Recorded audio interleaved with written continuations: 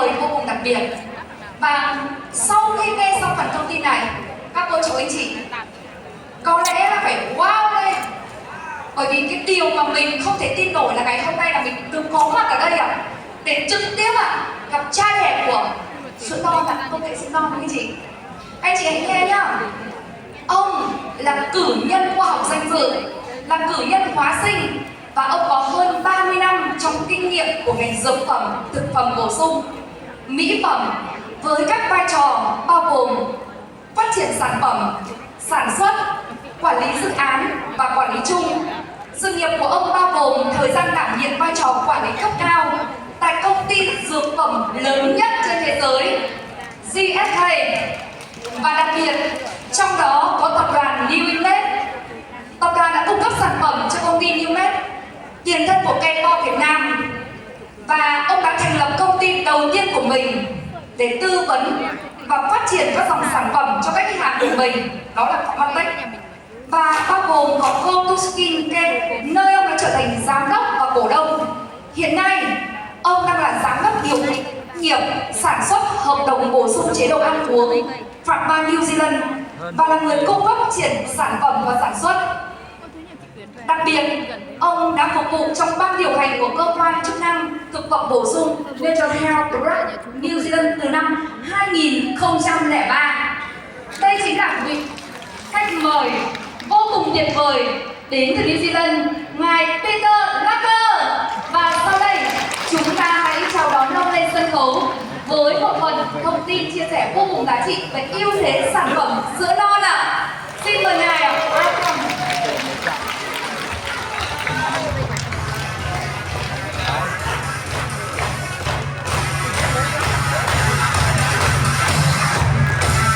Rất thấp giờ em. Người rất thấp. Như cao cái kia mình người thấp. Xin chào, hello. Trình Hải Yến dịch luôn. That was my favorite mountain. The picture on there was Taranaki, where I grew up. Đây là một trong những bức hình mà tôi rất là thích. So I'm very excited to be here today to do a deep dive into all things colostrum. Hôm nay thì tôi rất là hào hứng khi mà được có mặt ở đây để chia sẻ với chúng ta rất là sâu những điều tôi biết về sữa non.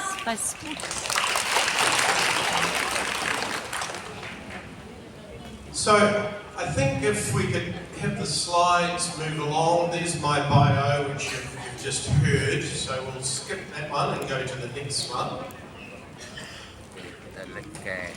I'm going to start firstly with a world view of colostrum. So this slide shows the main markets for colostrum in the world. Và bây giờ tôi sẽ bắt đầu bằng cách là chia sẻ với chúng ta canh về sữa non trên thế giới. Và trên màn hình thì chúng ta sẽ nhìn thấy những thị trường chính mà đang tiêu thụ sản phẩm sữa non. It shows that Asia consumes 2 times more than the USA and 3 times more than Europe. Và chúng ta thấy rằng là châu Á thì đang tiêu thụ gấp đôi cái số lượng tiêu thụ của nước Mỹ và thậm chí là gấp 3 lần số lượng tiêu thụ của châu Âu. So Vietnam being in Asia, you're in exactly the right place to be working with colostrum. Vì thế cho nên là thị trường Việt Nam chúng ta đang ở châu Á và chúng ta đang ở cái nơi mà thích hợp nhất để có thể bắt đầu kinh doanh với các sản phẩm có thành phần từ sữa non. And this slide shows that New Zealand is the top colostrum exporter in the world. Và trên slide chúng ta nhìn thấy rằng New Zealand sẽ là một trong những quốc gia hàng đầu để xuất khẩu các sản phẩm sữa non ở trên thế giới. So you are sourcing from the best source in the world. Vì thế cho nên mình đang có nguồn cung cấp sản phẩm từ trong một trong những nguồn mà cũng tốt nhất trên thế giới. So why source from New Zealand? Apart from it being the best, why source from New Zealand? Vậy thì cái câu hỏi đặt ra là tại sao chúng ta lại lấy nguồn sản phẩm từ New Zealand? Well, New Zealand has clean air. Và đầu tiên là New Zealand có một cái không khí rất sạch, 4,5 triệu Fresh con bò. water, nước sạch, Trung bình green grass, đồng cỏ xanh mỗi mát, một người dân là một lots con of bò. green grass. rất là nhiều cỏ xanh. Plus, New Zealand products have evidence-based health claims. Và một điểm cộng rất quan trọng đó là những sản phẩm từ New Zealand thì đã có những cái bằng chứng về sức khỏe đã được xác nhận. In short, you can trust them. Và một cách ngắn gọn là chúng ta hoàn toàn có thể tin tưởng về nguồn gốc của sản phẩm từ đây. New Zealand is the 8th largest milk producing country in the world, 3% of global production. Và New Zealand thì là quốc gia thứ 8 có sản lượng sữa ở trên thế giới và chiếm khoảng 3% tổng sản lượng sản xuất sữa ở trên toàn cầu. But it's 30% of global dairy exports. In other words, most other producers don't export it, they consume it in their own country. Nhưng mà một điều đặc biệt là 30% cái lượng sản phẩm từ sữa xuất khẩu trên thế giới là xuất khẩu từ New Zealand, bởi vì rằng là rất là nhiều quốc gia họ sản xuất nhưng mà sử dụng nhiều hơn ở trong nước so với việc là đem ra ngoài để xuất khẩu. New Zealand has 4.5 million cows, almost as many as the number of people. Và New Zealand thì có khoảng 4,5 triệu con bò và gần như là tương đương với dân số hiện tại của quốc gia này. And I hope you can all come to New Zealand and see some cows grazing in the grass and making milk one day. Và tôi hy vọng rằng là tất cả chúng ta sẽ có một cơ hội một ngày nào đấy đến New Zealand và trực tiếp nhìn thấy là con bò đang gặm cỏ trên cánh đồng và sản xuất sữa như thế nào. We're very lucky in our beautiful country. We have a natural environment with the sunlight of Spain and the climate of Bordeaux, France. Và chúng tôi là một quốc gia rất là may mắn bởi vì ở đây thì có một cái môi trường tự nhiên, nơi mà ánh sáng thì giống như là Tây Ban Nha và khí hậu thì giống như là Bordeaux vậy. New Zealand uses a seasonal dairy system with open pasture grazing. Và ở New Zealand thì có một cái hệ thống sản xuất sữa theo mùa và có cái đồng cỏ là bò được chăn thả trên đồng cỏ. So the cows walk around in the grass, out on the farms, in the wild, and they're not in sheds like they are in other countries. Và ở đây thì các con bò là được lang thang và gặm cỏ trên cánh đồng chứ không phải được nuôi nhốt ở trong chuồng giống như là một số các quốc gia khác. This creates the best quality milk. Chính vì thế nó sẽ tạo ra một trong những cái sản phẩm sữa mà có chất lượng tốt nhất. Because the cows are grazing outside all year round, the milk is richer in nutrients. Và bởi vì nguyên nhân là đàn bò được ăn cỏ ngoài cánh đồng trong suốt cả một năm cho nên là cái lượng dinh dưỡng ở trong sữa sẽ tốt hơn rất là nhiều. Important nutrients like omega-3, vitamin E, beta-carotene, and conjugated linoleic acid or CLA. Và một số những cái chất dinh dưỡng chủ yếu có thể kể đến như là omega 3, vitamin E, beta carotene hay là nucleic acid liên hợp. These are some of the famous New Zealand-made colostrum brands up here. Và trên màn hình là một số những cái thương hiệu sữa nổi tiếng tại New Zealand. Of course, this one at the top here is the best. Và đương nhiên là một trong số đó thì như COLOS IgGOLD là một trong những sản phẩm tốt nhất. So now I get into the science. What is colostrum? Vậy thì nếu nói về câu chuyện khoa học thì sữa non là gì? Colostrum is first milk. It's produced by the mammary gland of all the mammals after birth. Và sữa non chính là sữa mà được sản xuất bởi tuyến vú của tất cả các động vật có vú sau khi mà sinh con. This is the perfect food for health. Chính vì thế nó là một cái thức ăn rất là hoàn hảo cho sức khỏe của chúng ta. In New Zealand, it is collected only from healthy cows. Và ở New Zealand thì sữa non chỉ được thu hoạch từ những chú bò khỏe mạnh thôi. And it is very rich in antibodies, immunoglobulins, such as Igs, growth factors, peptides, and bioactive carbohydrates. Và chính vì thế trên đây là một cái nguồn mà rất là nhiều kháng thể IgG, những yếu tố tăng trưởng các peptide cũng như là các carbon hydrate có hoạt tính sinh học. We source colostrum from the first 24 hours after birth. Và chúng tôi thì sẽ thu hoạch sữa non chỉ trong vòng có 24 giờ đầu sau khi mà bò mẹ sinh con thôi. And in this graph, this shows the immunoglobulin level of the colostrum over the first 48 hours. And you can see how it declines rapidly. Và trên biểu đồ này thì chúng ta sẽ nhìn thấy rằng là cái lượng IgG trong sữa non trong vòng 48 giờ sau khi bò mẹ sinh thì cái lượng IgG nó sẽ giảm như thế nào. So So if we want the high bioactive level colostrum, we collect it in this period here. Vì thế cho nên là làm thế nào để đảm bảo được cái lượng IgG thu được nhiều nhất thì chúng ta sẽ thu hoạch trong những cái khoảng giờ đầu sau khi mà bò mẹ sinh nở. Now these are the major bioactives in colostrum, and I'll talk you through some of these. Và đây thì là một số những cái thành phần hoạt tính sinh học sẽ có ở trong sữa non và tôi sẽ đi vào một số những thành phần này để giải thích cho quý vị hiểu. Most importantly are the immunoglobulins, such as IgG, which are antibodies. Và quan trọng nhất sẽ chính là immunoglobulin hay là IgG mà chúng ta còn gọi là kháng thể.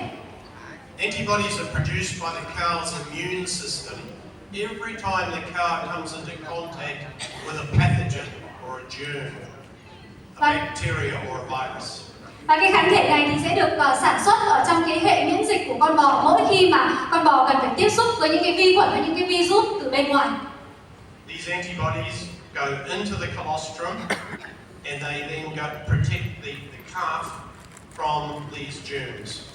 Và những kháng thể ở trong sữa non thì sẽ giúp bảo vệ con bê con để tránh khỏi các vi khuẩn, các cái tác nhân có hại. But it's not just for the calf. They work for humans, and when we consume colostrum, we also get protection from those germs. Nhưng mà sữa non của bò mẹ thì không chỉ có tác dụng bảo vệ cho bê con mà nó cũng sẽ có tác dụng tương tự cho sức khỏe của con người, và khi chúng ta sử dụng thì chúng ta cũng sẽ có những cái hiệu quả bảo vệ tương tự như vậy. Also in colostrum are all of these different growth factors. There's IGF-1 and 2, transforming growth factor, epidermal growth factor, and platelet-derived growth factors. Lots of growth factors. Và ngoài những yếu tố tăng trưởng này thì trong sữa non sẽ còn có những cái yếu tố tăng trưởng IGF-1, IGF-2, yếu tố chuyển hóa, những yếu tố về biểu bì, về nguyên bào sợi, hay là những yếu tố mà tăng trưởng có nguồn gốc từ tiểu cầu. Now there are also a range of enzymes in colostrum, and some of them are listed here. Và trong sữa non thì cũng sẽ có hàng loạt các loại enzyme mà tôi đang liệt kê ở trên màn hình. Lactoperoxidase is an antibacterial enzyme. Và lactoperoxidase là một cái loại kháng khuẩn, có tác dụng kháng khuẩn. Lactoferrin. Has anyone heard of lactoferrin? Có anh chị nào đã từng nghe về lactoferrin chưa ạ? Nghe rồi. Yes, good. Lactoferrin is a supplement on its own, yet it is part of what you consume in colostrum. Và lactoferrin thì là thực chất là một cái chất bổ sung dinh dưỡng, bản thân của nó là như vậy, và nó chính là một phần những gì mà đang có ở trong sữa non. In fact, there's 20 times more lactoferrin in colostrum than there is in milk. Và thực tế là trong sữa non thì lượng lactoferrin nó sẽ gấp 20 lần so với sữa thông thường. Lactoferrin is important for iron absorption and immunity. Và lactoferrin này thì vô cùng quan trọng cho việc là cơ thể có thể hấp thụ được chất sắt cũng như là giúp thúc đẩy cho hệ miễn dịch. And transferrin, this other protein in milk, is also an important for iron binding and transport. Và transferrin thì cũng là một trong những cái chất protein rất là quan trọng mà nó sẽ giúp cho kết nối cũng như là vận chuyển chất sắt ở trong cơ thể. Lysozyme, it destroys bacteria and viruses on contact. Và cái lysozyme thì nó sẽ giúp tiêu diệt cũng như là phá hủy các virus vi khuẩn khi mà nó tiếp xúc với các virus vi khuẩn này. Xanthine oxidase, it releases hydrogen peroxide, which kills bacteria. Và một loại nữa là xanthine oxidase thì nó sẽ giúp giải phóng ra các hydrogen peroxide và giúp tiêu diệt vi khuẩn ở trong cơ thể. Colostrum also has protease inhibitors, which prevent the digestion of colostrum in the gut.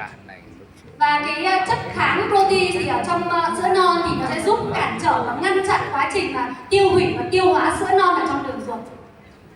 And finally, lactalbumin, which raises brain serotonin levels in the brain and improves mood. And it's no wonder we feel good when we take colostrum. Và cuối cùng thì lactalbumin chính là một cái chất mà nó sẽ giúp làm tăng serotonin trong não, giúp cải thiện tâm trạng. Vì thế cho nên là khi mà chúng ta sữa non chúng ta sẽ cảm thấy tâm trạng thoải mái hơn.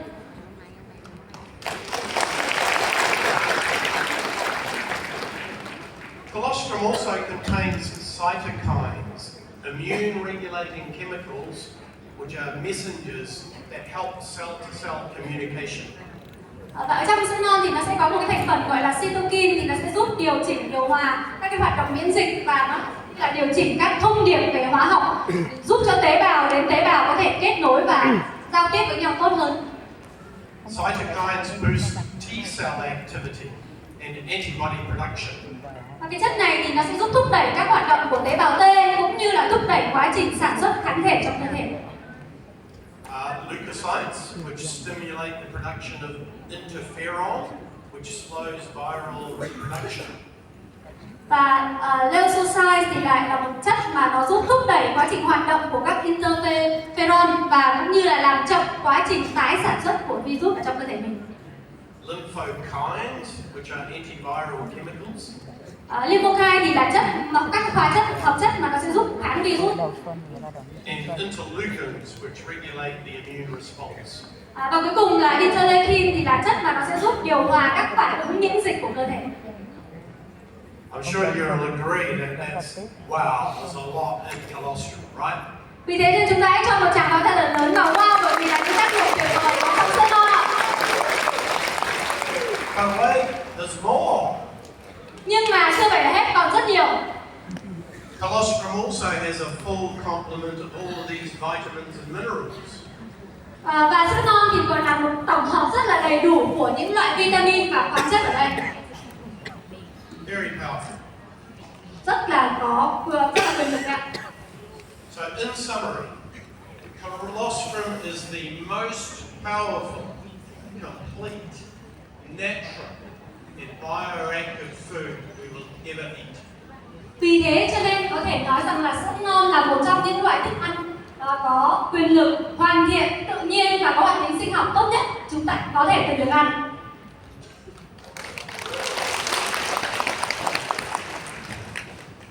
Now, don't just take my word for this.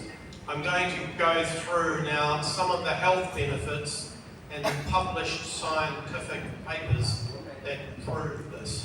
Và tất cả những điều mà tôi chia sẻ trên đây thì sẽ có những cái tài liệu và bằng chứng nghiên cứu khoa học để chứng minh cho những điều này. There is actually scientific and clinical evidence for these benefits in these areas. Và đương nhiên là cũng sẽ có những cái bằng chứng cũng như là thử nghiệm khoa học để chứng minh cho những kiến thức mà tôi vừa chia sẻ với các anh chị. Influenza prevention. Influenza prevention. Và đầu tiên đấy là cái khả năng mà có thể ngăn ngừa cái cảm cúm. Reduced incidence of upper respiratory tract infections. Hay là đó là sẽ làm giảm cái việc mà có nguy cơ để nhiễm các cái bệnh về đường hô hấp trên. That's colds and flus. Ví dụ như là cảm lạnh hay là cảm cúm chẳng hạn. Treatment and prevention of diarrhea. Hay là nó cũng sẽ có tác dụng là giúp ngăn ngừa cái nguy cơ bị bệnh cảm. Colitis. Viêm đại tràng. And also protection of the gastrointestinal lining, which helps heal the gut. Và một cái tác dụng nữa là nó sẽ giúp bảo vệ cái niêm mạc trong đường ruột, vì thế cho nên giúp ruột của chúng ta nó sẽ lặn hơn. Now, I often get asked about the bioavailability of colostrum. Và một trong những cái câu hỏi mà tôi thường được hỏi đấy là hoạt tính sinh học của sữa non như thế nào? Does it survive the stomach acid, or does it get chopped up and digested in the stomach? Vậy thì liệu sữa non có thể đi qua được axit ở trong dạ dày hay không? Hay là nó sẽ bị phân hủy và sẽ bị tiêu hóa hoàn toàn? Well, there was one study on this by scientists Kelly and Roos, who measured the immunoglobulin passage through the gut all the way through into the feces. Và có một cái nghiên cứu khoa học của hai nhà khoa học tên là Kelly và Roos, là những người mà đã đo lường cái hàm lượng immunoglobulins đi qua đường ruột của chúng ta và sẽ được thải trong phân như thế nào. And what they proved was that the antibodies do survive the entire length of the gastrointestinal tract.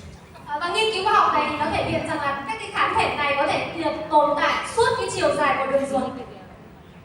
And part of the reason for that is that it contains those protease inhibitors to prevent digestion.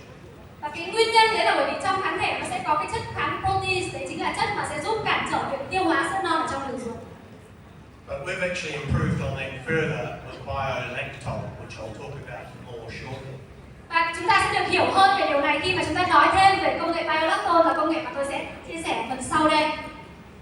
So the answer is yes, colostrum does survive digestion and is bioavailable. Và vì thế cho nên câu trả lời rằng là colostrum hoàn toàn có thể tồn tại được trong quá trình tiêu hóa của đường ruột và nó có hoạt tính sinh học tốt.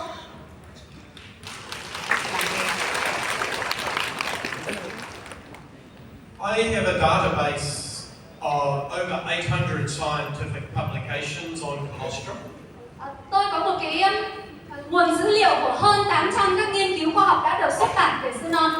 Hơn 800. We don't have time to go through all of them today, but here is a small snapshot of a few of the interesting scientific publications.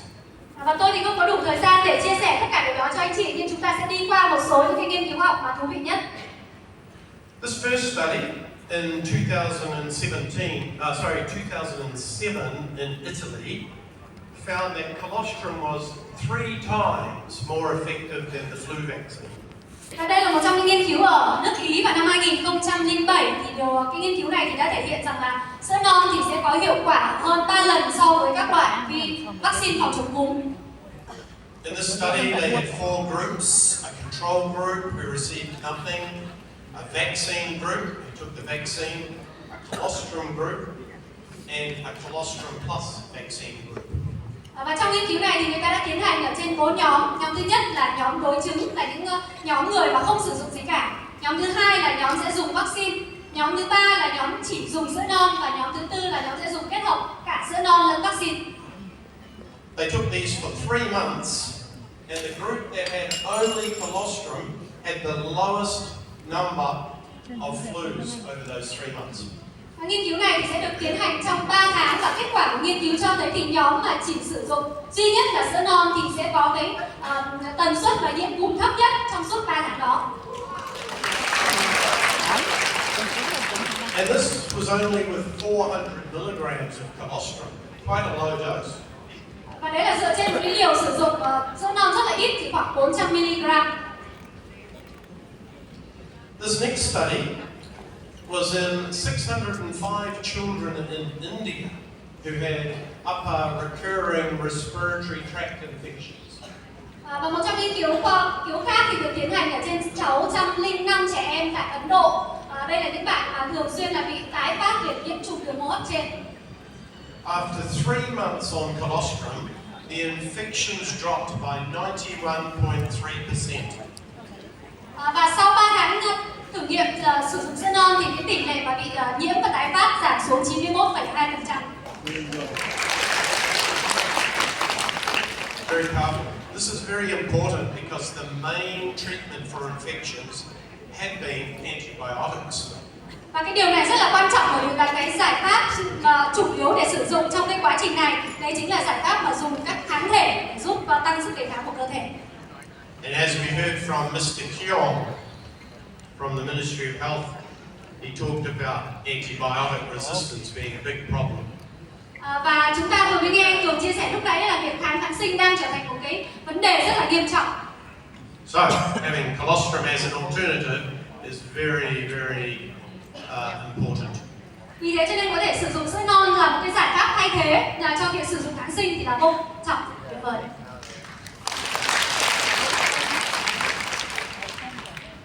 Now, we don't like to talk about this one, but diarrhea is a major cause of death in children under 5 years of age. Và một trong những căn bệnh mà đang là nguyên nhân chính gây ra tỷ lệ tử vong ở trẻ em dưới 5 tuổi thì chính là tiêu chảy. And colostrum has been found to reduce diarrhea by 86.6%. Và sữa non thì đã cho thấy rằng là đang giúp giảm cái tỷ lệ trẻ em bị mắc bệnh tiêu chảy xuống 86,6%.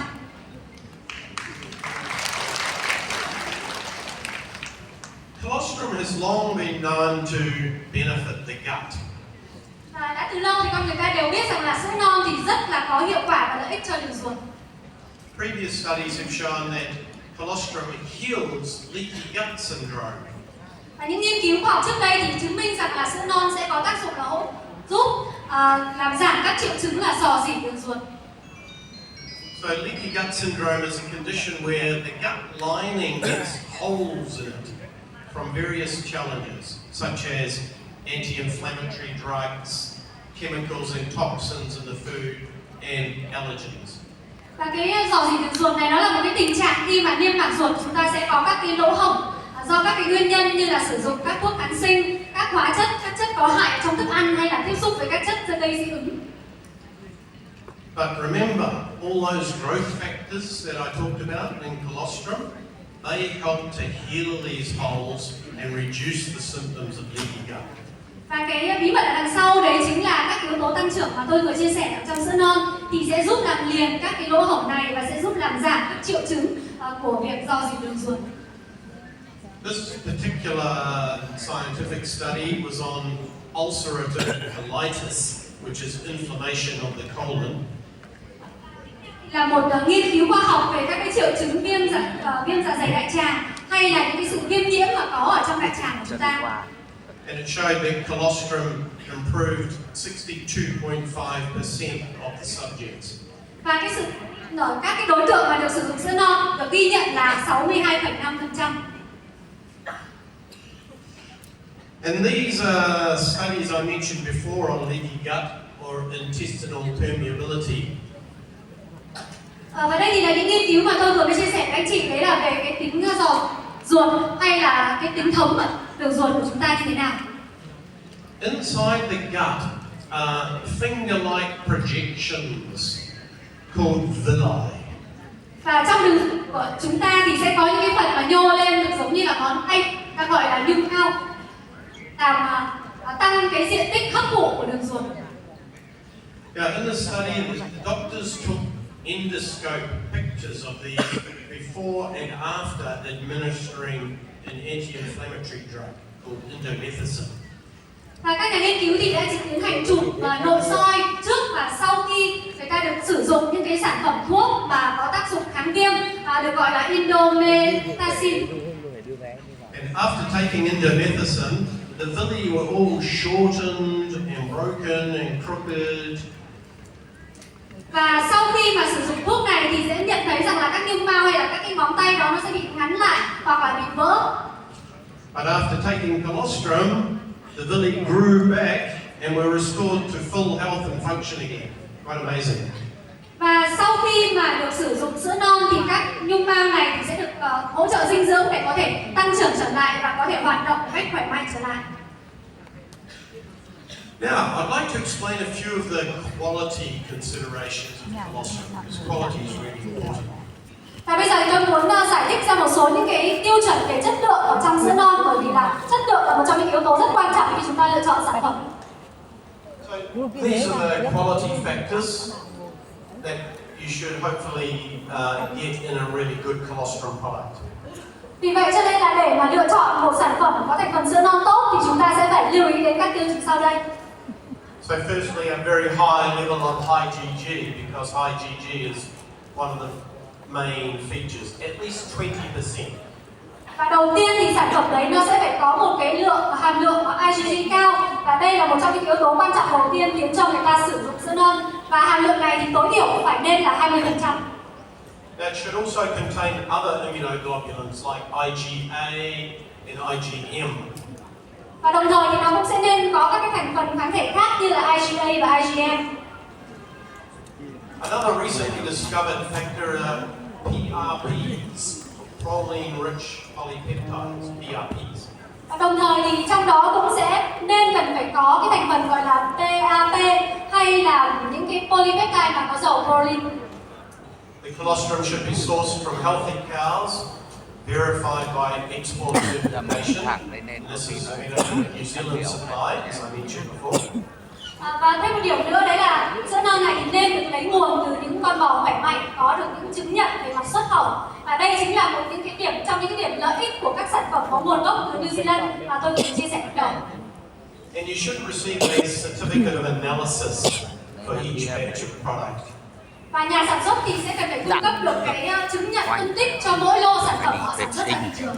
Vâng. It should be free from hormones, pesticides and herbicides. Sản phẩm sẽ không được phép chứa hormone, thuốc trừ sâu, thuốc diệt cỏ. And I'm pleased to say that the colostrum in Colos IgGOLD satisfies all 6 of those criteria. Và tôi tự hào để nói rằng là sữa non ở trong COLOS IgGOLD thì thỏa mãn 6 tiêu chuẩn này.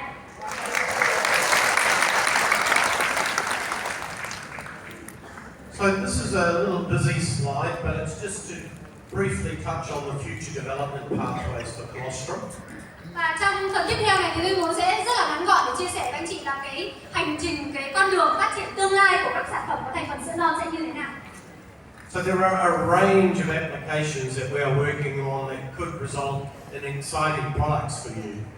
Và chúng tôi đang tiến hành rất là nhiều hoạt động cũng như rất là nhiều việc nghiên cứu để làm sao có thể tạo ra những sản phẩm rất là thú vị tiếp theo đây dành cho anh chị. This slide just highlights that there are multiple categories. There are oral hygiene, nutritional supplements, drugs and cosmetics. Và ngoài ra thì cũng sẽ có rất là nhiều những cái lĩnh vực rất là hấp dẫn khác, ví dụ như là các sản phẩm giúp vệ sinh đường miệng, các sản phẩm thực phẩm bổ sung, thuốc cũng như là các sản phẩm mỹ phẩm. They each have different investment requirements and different time frames for development. Và đương nhiên thì là mỗi một cái lĩnh vực và thị trường khác nhau thì sẽ cần những cái sự đầu tư để phát triển nghiên cứu cũng như là một cái khung thời gian khác nhau để có thể tạo ra sản phẩm cuối cùng. But we have a big team of scientists that are hopefully able to bring you some amazing new supplements much sooner than these typical times. Và rất là may mắn là chúng tôi có một đội ngũ các nhà khoa học đang hàng ngày làm việc để có thể mang đến những cái sản phẩm tuyệt vời cho anh chị có thể là sớm hơn so với những khung thời gian này. So, in fact, because of my extensive formulation and manufacturing experience, we already have some concepts that we're working on, and so stay tuned for some more innovation updates in the near future. Và chúng tôi thì đang trong quá trình nghiên cứu phát triển và thậm chí là có những sản phẩm là đang trong quá trình thử nghiệm rồi, cho nên là chúng ta hãy cùng nhau háo hức để chờ đón những điều tuyệt vời nhớ phát triển sẽ ra mắt tại thị trường ạ. One of the most exciting applications in this area is the area of epigenetics. Và đây là một trong những cái ứng dụng rất là thú vị ở trong cái lĩnh vực nghiên cứu về gen. That's why I'm wearing my DNA tie. Và cái cà vạt của tôi đây chính là một cái hình vẽ của gen, không phải của gen. We know that colostrum has bioactive components in it that act as genetic switches. Và chúng ta biết rằng là trong sữa non thì có rất là nhiều những cái thành phần hoạt tính sinh học, trong đó nó có thể liên quan đến gen của con người. That means they can turn off or on genes in your DNA. Điều đấy có nghĩa rằng là nó có thể kích hoạt tắt hoặc bật những cái gen ở trong bộ DNA của anh chị. And this has some really exciting potential for overcoming many degenerative diseases. Và cái việc mà nghiên cứu về gen này thì nó sẽ tạo ra một cái tiềm năng rất là lớn cho con người của chúng ta để có thể vượt qua cái căn bệnh gọi là về suy thoái não hóa của cơ thể. Another very interesting area of research is in the area of stem cell science. Và vì thế cho nên là một trong những cái lĩnh vực mà tôi thấy rất là thú vị khi nghiên cứu đấy chính là lĩnh vực về khoa học tế bào gốc. In 2008, stem cells were discovered in breast milk. Và năm 2008 thì các tế bào gốc được phát hiện ra là có trong sữa mẹ. Stem cells are the original cells that all the cell types in our body come from. Tế bào gốc chính là cái tế bào nguyên bản trong cơ thể của chúng ta mà tất cả các tế bào khác trong cơ thể đều xuất phát từ đây. They are what's called undifferentiated cells. Và những cái tế bào này sẽ được gọi là tế bào không khác biệt hóa. And we all have a supply of these in our bone marrow and in our fat tissue, and they get released and circulate in the body to repair damaged tissues.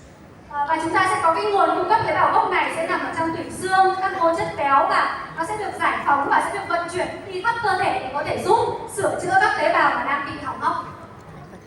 So, if you have an injury anywhere in your body, could be your muscles, your joints, could be your kidneys, your lung, your heart, anywhere in your body, any organ, the stem cells will go there.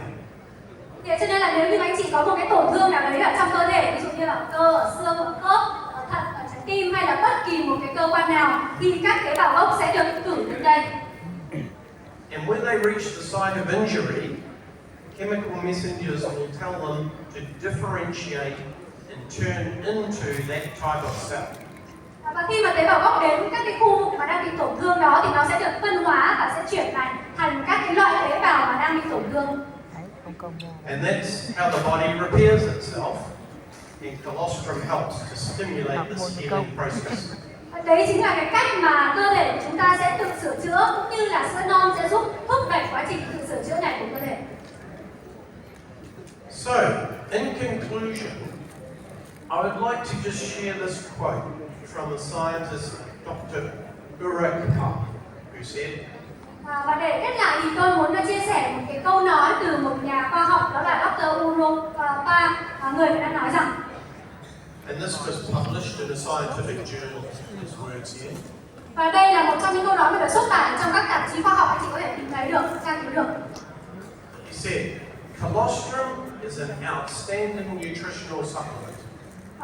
Và nhà khoa học đã nói rằng là sữa non là một cái nguồn bổ sung dinh dưỡng nổi bật. A food that protects and promotes health. Và đấy là một loại thức ăn mà sẽ giúp bảo vệ và thúc đẩy sức khỏe. He said, it is not surprising that biotechnology companies are scrambling to clone and reproduce large quantities of the main factors that are naturally present in colostrum. Chính vì thế cho nên là hoàn toàn không có gì để ngạc nhiên khi mà tất cả cái công ty về công nghệ sinh học thì đang làm mọi cách để có thể sản xuất ra được một cái số lượng lớn các cái thành phần có tác dụng và đang được có tự nhiên ở trong sữa non. So that's a powerful endorsement of how much excitement there is about colostrum in the scientific world. Và tất cả những gì mà tôi vừa chia sẻ với anh chị là những gì mà rất là ngắn gọn nhưng cũng rất là thú vị về những cái thành phần tuyệt vời mà có trong sữa non từ góc độ khoa học. And here it is, your amazing new product, COLOS IgGOLD. Và sau đây thì sẽ chính là sản phẩm mà mới và rất là tuyệt vời của chúng ta, đấy là COLOS IgGOLD. Bà đang uống đấy. Chưa có gì. David already did a very good training presentation on the details of this, but I'll just reinforce a few points. It contains colostrum, of course, and high IgG for superior immunity. Và trên màn hình thì đã có rất là chi tiết những cái thành phần công dụng của sản phẩm COLOS IgGOLD, nhưng mà tôi sẽ nhấn mạnh một số điểm như sau. Thứ nhất là IgGOLD thì sẽ có cái hàm lượng IgG rất là cao để hỗ trợ cho hệ miễn dịch. Added calcium and vitamin D for stronger bones. Canxi và vitamin D thì sẽ giúp xương chắc khỏe hơn. Biolactol, a phospholipid delivery system for better absorption and protection. Và công nghệ biolactol thì sẽ giúp cho quá trình hấp thụ cũng như là bảo vệ IgG tốt hơn ở trong cơ thể. And I must reinforce how important that is. The biolactol really makes COLOS IgGOLD really stand out. Và điều mà tôi muốn nhấn mạnh ở đây chính là công nghệ biolactol là cái điều mà sẽ làm cho COLOS IgGOLD trở thành một sản phẩm vô cùng nổi bật. It's actually a technology that is only available in COLOS IgGOLD, so it's exclusive to you. Và đó là một công nghệ độc quyền mà sẽ chỉ có trong COLOS IgGOLD thôi, và cũng sẽ là công nghệ độc quyền mà có trong sản phẩm mà chỉ có anh chị mới có để cung cấp thôi. And more importantly, it actually works. It has been scientifically proven to improve the absorption and the protection, and that's why it's going through a patent. Và điều quan trọng rằng là công nghệ này thì đã được chứng minh là nó sẽ giúp tăng cái khả năng hấp thụ cũng như là bảo vệ kháng thể trong đường ruột. Chính vì thế cho nên là cái công nghệ này đang trong quá trình và sẽ xin được cấp bằng sáng chế. So COLOS IgGOLD also has fiber and prebiotics for improved digestion and regularity. Và trong sản phẩm thì cũng sẽ có chất xơ cũng như là prebiotic để giúp thúc đẩy và hỗ trợ cho quá trình tiêu hóa. 8 billion probiotics for better gut health. 8 tỷ lợi khuẩn giúp sức khỏe đường ruột trở nên tốt hơn. A lower glycemic index for diabetics. Chỉ số GI thấp an toàn cho người tiểu đường. And lower added sugar for better blood glucose control. Và hàm lượng đường thấp thì cũng sẽ giúp kiểm soát lượng glucose tốt hơn ở trong. IgG, this slide just details it's 360 milligrams per serve, which is the highest in the market. Và lượng IgG là 316 mg trong một khẩu phần, cũng là một hàm lượng cao nhất ở trên thị trường. Yes, and the numbers 2 grams of soluble fiber, 8 billion probiotics, rapid improvement and restoration of a healthy gut. Và với cái hàm lượng chất xơ hòa tan là 2 gram kết hợp với 8 tỷ lợi khuẩn thì sẽ giúp đẩy nhanh hơn cái quá trình phát triển cũng như là phục hồi cho sức khỏe của đường ruột. Only 2 grams of added sugar, 30% lower than another products. Và cái hàm lượng đường có 2 gram thôi thì nó cũng khoảng thấp hơn các sản phẩm tương tự trên thị trường khoảng 30%. And you know, sugar is a bit of a pet hate of mine. Và chúng ta phải để ý là một số những cái sản phẩm trên thị trường thì nó sẽ có đường ở trong thành phần. Yeah, sugar is responsible for a lot of health problems in the world, so a lower sugar is really important. Và chúng ta biết rằng là đường thì nó đang là một trong những cái yếu tố mà phải chịu trách nhiệm cho rất là nhiều những cái căn bệnh hiện nay. Chính vì thế cho nên là chúng ta sẽ phải cân nhắc đến lượng đường trong sản phẩm của mình sử dụng. The glycemic index is 30, which is acceptable for diabetics. Và cái chỉ số GI này thì hoàn toàn là phù hợp để an toàn cho những người bị bệnh tiểu đường. And other brands of colostrum are generally above a GI of 55. Và trong khi chỉ số của chúng ta chỉ có 30 thôi thì chỉ số của rất là nhiều các sản phẩm khác thì đang ở mức khoảng là 55. Yeah, so not really good for health, those ones. Và chỉ số đường cao thì chắc chắn là sẽ không tốt cho sức khỏe. Đừng gọi cho mẹ này.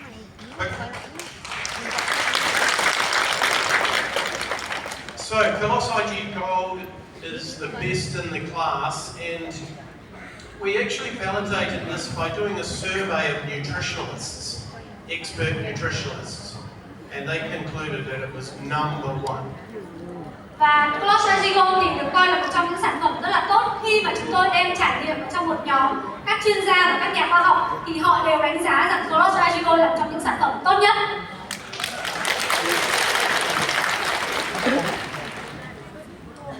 So, where does all this information come from? Vậy thì tất cả những cải tiến của sản phẩm này đến từ đâu? Well, I'm part of a collective of scientific and industry brains in the Institute for Nutrition and Human Health. Tôi được tự hào là một trong những thành viên của Hội đồng khoa học của Viện Dinh dưỡng và Sức khỏe con người tại New Zealand. This is where scientists and innovators can come together, collaborate on research and development, and create great products like this. Và đây thì chính là nơi mà các nhà khoa học hay là những nhà phát triển cải tiến thì sẽ tập hợp cùng với nhau để cùng nhau hợp tác, nghiên cứu, phát triển ra những cái sản phẩm tuyệt vời giống như là COLOS IgGOLD. There's a few of us here who have been invited to participate and contribute or support. Và đây là gương mặt đại diện của một số những thành viên ở trong hội đồng nghiên cứu của chúng tôi để có thể đóng góp những cái công sức cũng như là những nghiên cứu khoa học của họ.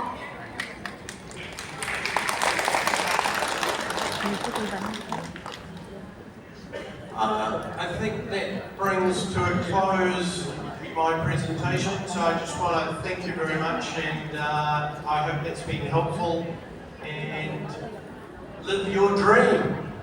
Và đó là những gì mà tôi muốn mang đến ngày hôm nay cho các anh chị, và tôi rất là biết ơn cô có mặt ở đây, và tôi muốn có một điều nói với anh chị là hãy sống